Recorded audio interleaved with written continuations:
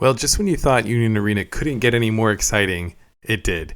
This is Joseph Anderson with the Joseph Ryder Anderson podcast, and today we're going to be talking about something that I think a lot of you are probably already thinking about anyways, and that is the Union Arena meta after Bleach Volume 2 and Black Clover.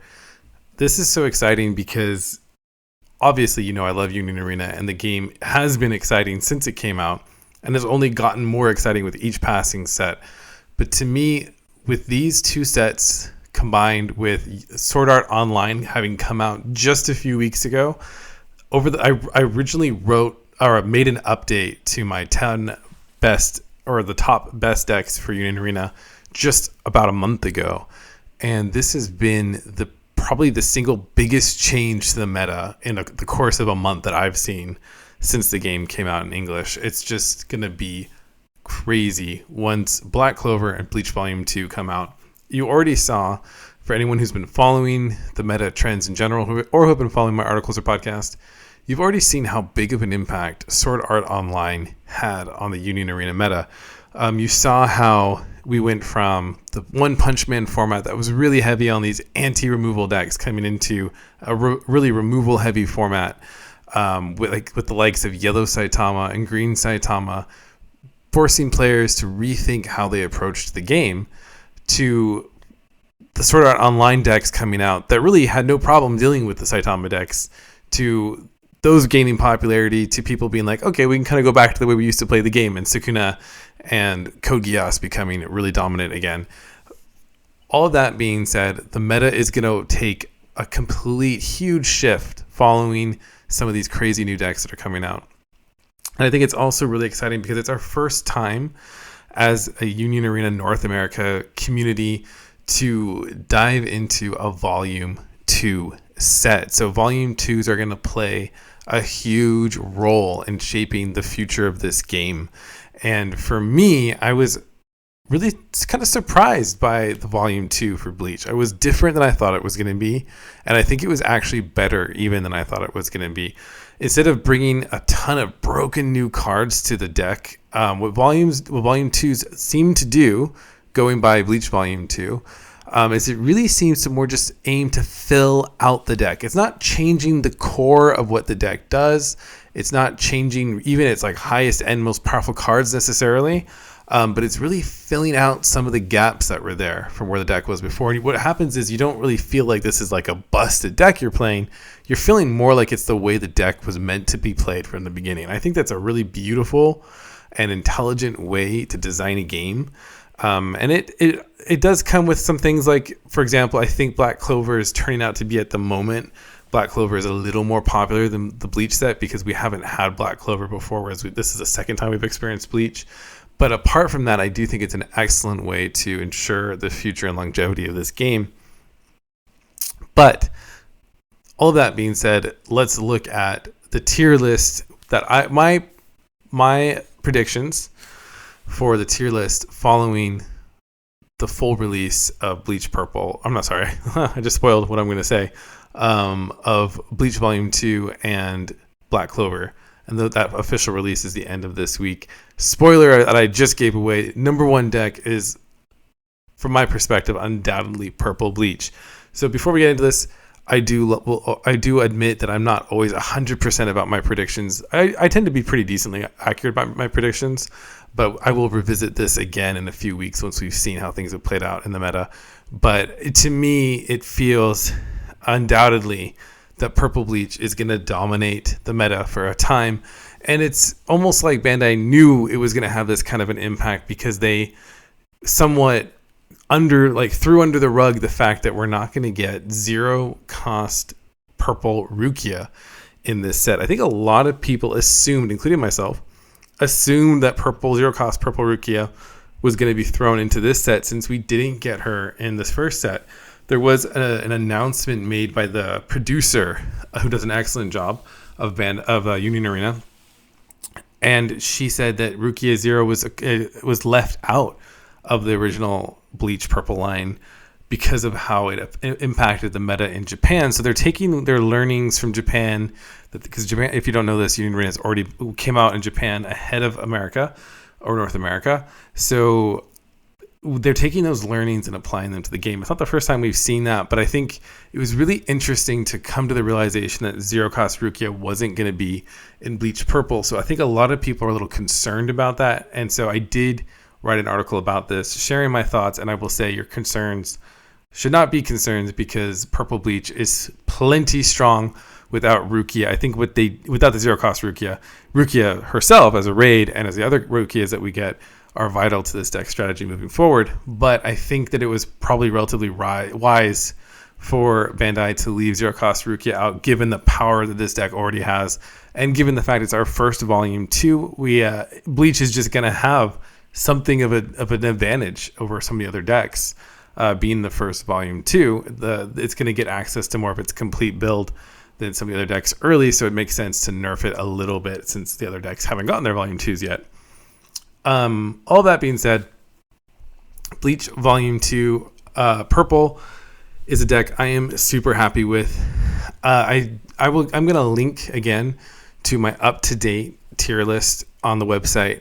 It's going to follow, this podcast is going to follow that article, so you can see all these decks I'm talking about. Just click the link in the show notes or wherever you're watching, or just Google best Union Arena decks. I'm usually like number 1 or so for the website. So just check that out. Bleach Purple, though, the thing I will say about this deck is there are going to undoubtedly be a ton of different ways to build this deck.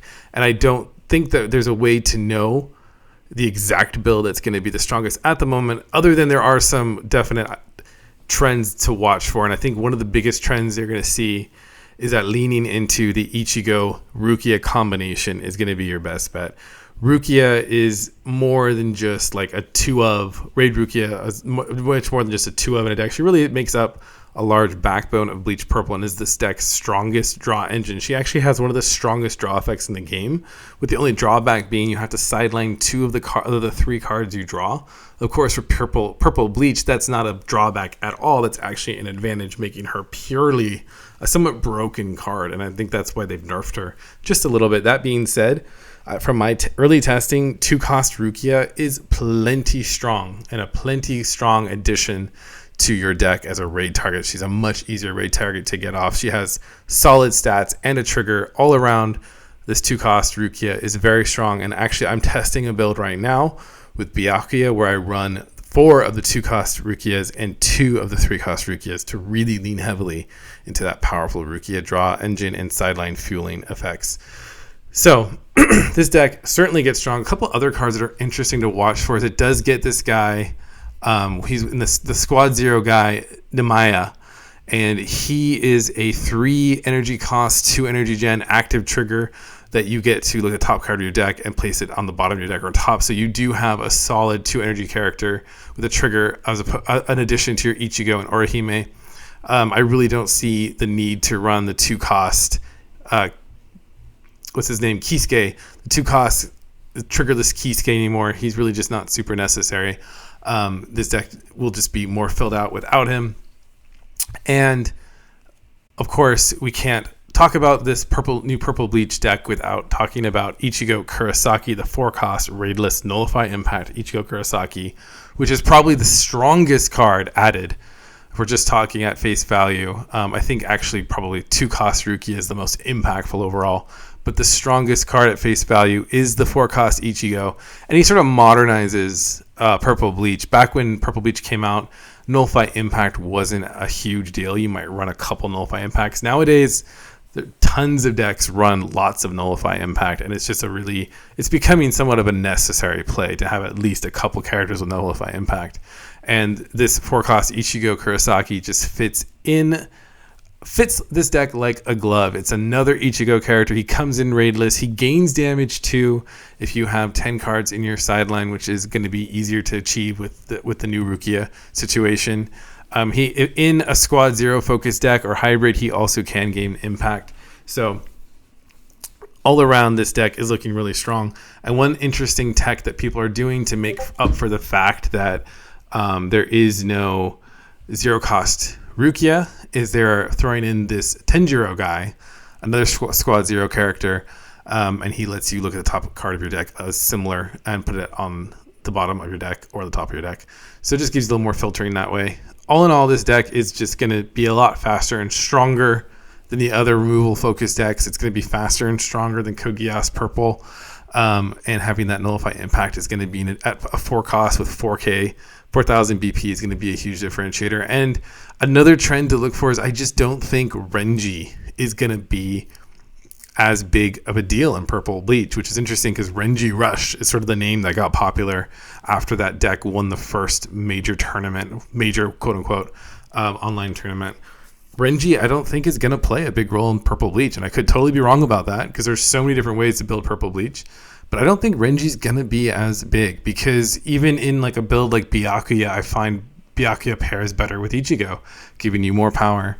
And I think that Ichigo who gains damage too, just is, without having to pay that action point, really keeps up with the meta better. I think Renji, when he came out, he was killer. Like the fact that he was a raidless, you could play him raidless and he could still have damage too. But the thing is, you had to pay an action point for that, and lots of deck cards now have damage too that are strong that you don't have to pay an action point for. So I think that Ichigo is going to really make that Renji less popular.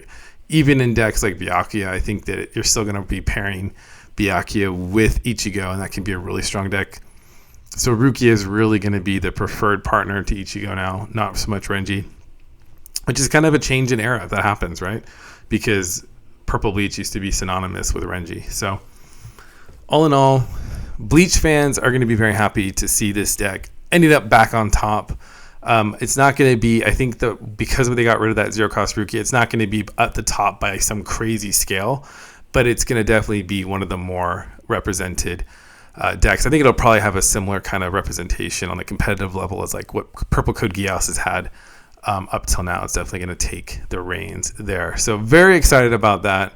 I have loved Purple Bleach, if you don't know, since it came out, and so I've been itching to get my hands on some of these cards, and from what I've played already, it just feels so good to play this deck. It definitely feels like we have the cards we needed to bring this deck back to life. Moving on to number 2,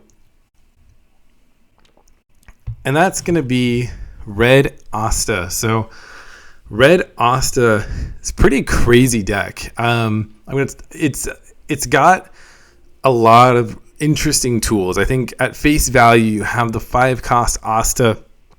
It's sort of that prototypical 5 cost removal tool to your deck. He does have some minor drawbacks in terms of him sidelining himself eventually, but it happens after a couple turns, and there are some cards in red Black Clover that you can use to delay that. So Red Asta coming in, sidelining a 4,000 BP character or less just automatically with no other prerequisites to meet is really strong.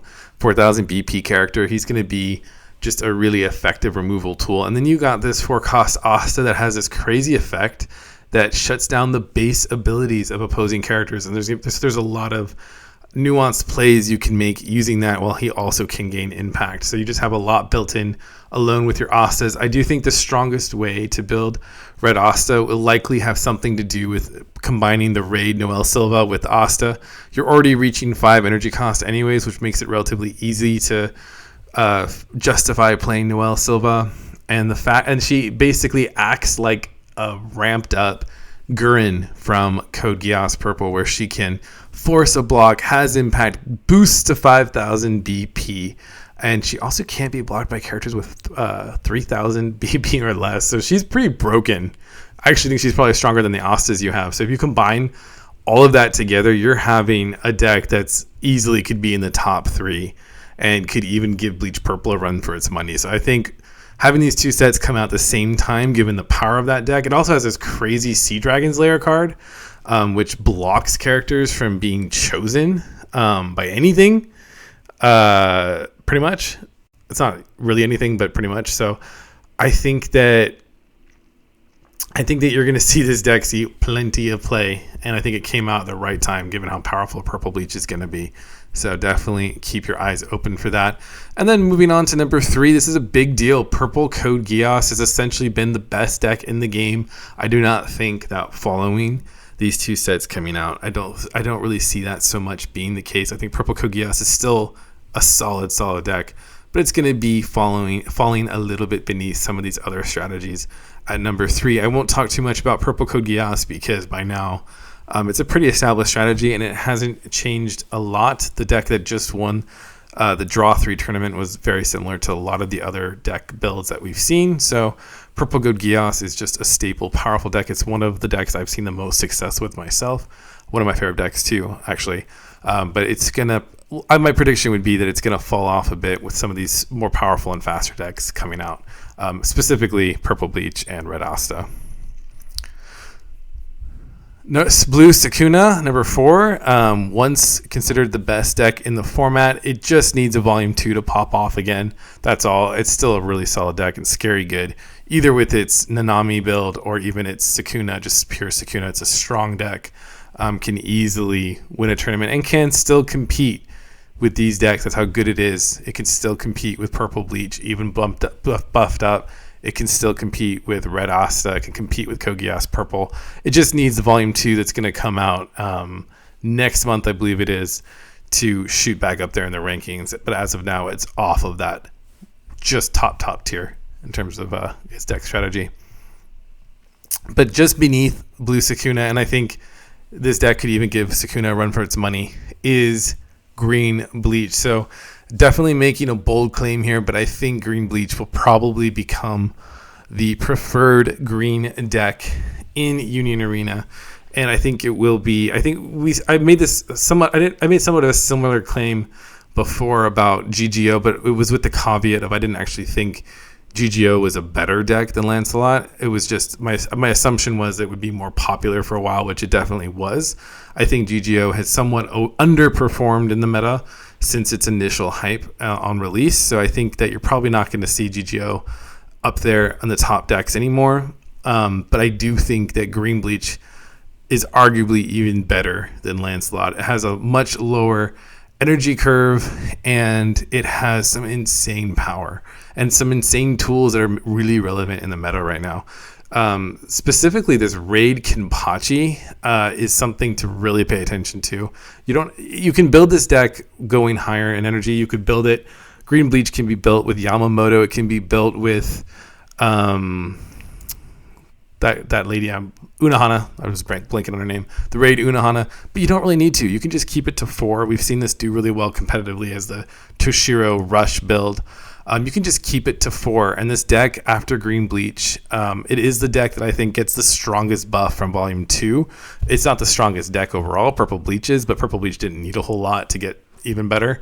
Whereas Green Bleach gets a huge buff. All of a sudden, this deck feels very different, right? Like Toshiro used to be the main guy, and he wasn't quite strong enough to be the main guy, right? In Green Bleach.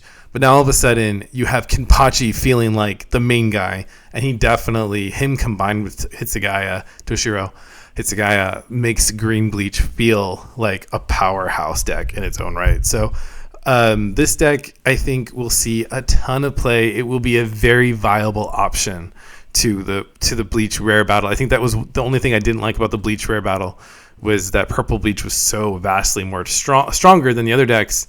Now all of a sudden this deck does really well into Purple Bleach, and that's one of the reasons why it's going to do really well in this format, where Purple Bleach is going to see a ton of play. You have 2 different Kenpachis that cannot be affected by BP reducing effects, which does really well into both Code Geass Purple and Bleach Purple, as well as some other strategies too, but those are the 2 big ones. You get this Yachiro, this 1-cost Yachiro that can buff Kenpachi Zaraki theoretically up to like a damage 2, impact 2 character, which is insane. That's the 4-cost Raids Kenpachi. And then again, getting back to this 4-cost Raid Kenpachi, he can, if he's been raided onto one of your other 4-cost Kenpachis, he can buff up to he gains this effect where if he's sidelined, you can discard a card basically instead, and he doesn't get sidelined. And then he also gains damage 2 when played until the end of the turn, and he becomes a 5,000 BP character. All of that, just as I'm saying that, sounds really scary. And there's still more. This deck still gets more. You have this really interesting Saijin Kamamura raid, which I really like. I'm not sure I think this is going to be something of a choice for players, but he lets you draw cards, which is hard to come by in Green Bleach, and he also brings Nullify Impact with a better character into this deck.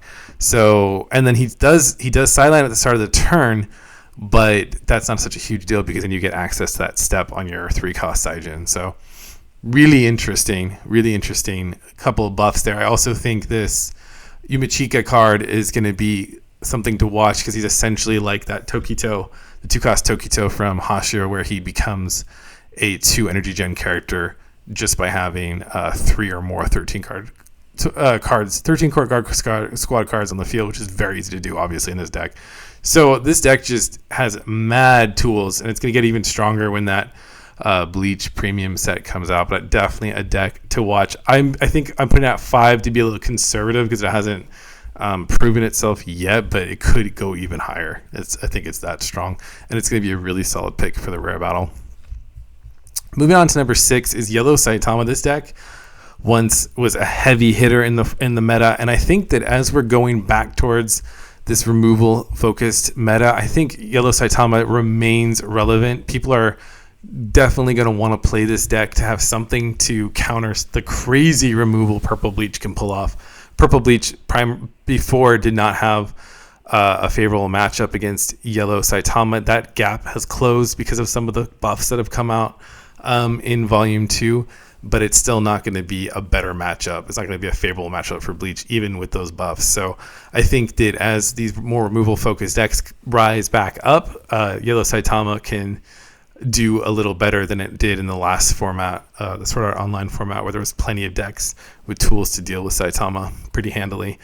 Yes, that's all really there is to say about that. Still a solid deck in the current format at number 6. Number 7, we have Lancelot. We've talked about Lancelot plenty. There's not a whole lot to say here. I hear it gets a lot better in Volume 2, which we're getting later this year. But this deck is really the gatekeeper for high energy decks. And what I mean by that is if you're going to play a deck that runs energy cost 6 or higher, in your head you can't help but compare it to Lancelot. It's like, okay, is this deck really worth playing when I could be playing Lancelot? And I think that's what kept a lot of high energy decks out of the game, is just that they don't really compare well to Lancelot. Lancelot is just so efficient, so powerful. The curve is relatively easy to hit for this deck, so it's still the gold standard of like higher energy decks that have a late powerful end game. Moving on to number 8 is the Yellow Goddess deck. This deck has performed exceptionally well competitively. I think it has a slightly less favorable matchup spread in the upcoming meta than it did in the previous one.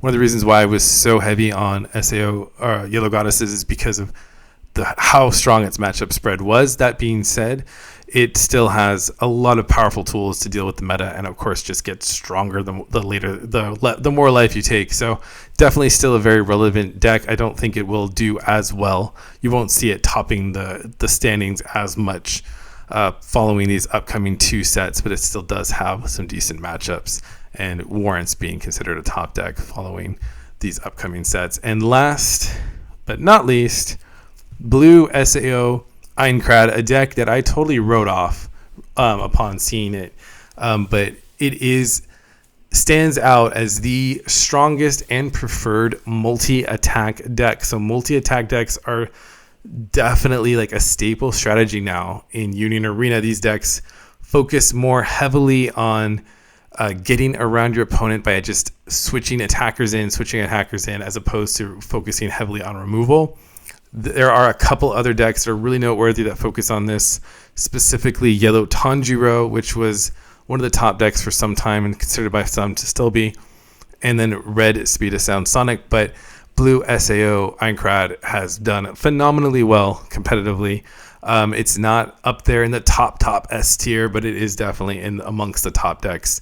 I don't think you can really consider it to not be anymore. And if it gets its combos going, it is absolutely deadly. Its one weakness is that you can pretty reliably shut down its combos if you know what you're doing, and if your opponent doesn't get the cards it needs at the right time. But it's not a guarantee that you're going to beat this deck, obviously, otherwise it wouldn't be so strong. So definitely, if you're interested in a Sword Art Online deck to play, Blue SAO is one of the strongest and will definitely be hugely prominent at the SAO rare battle that's coming up later in June. So that is my rundown of the competitive tier list for Union Arena post Bleach Volume 2 and Black Clover. I hope you enjoyed that. Next episode, we'll be looking at even more things, Bleach and Union Arena, and we do have an upcoming episode focused on the Sword Art Online Rare Battle that I promised. I did write a guide on that, so check it out if you're eager to see that online, but we'll make sure to get that coming out before the Rare Battles start. So stay tuned, and thanks so much for listening.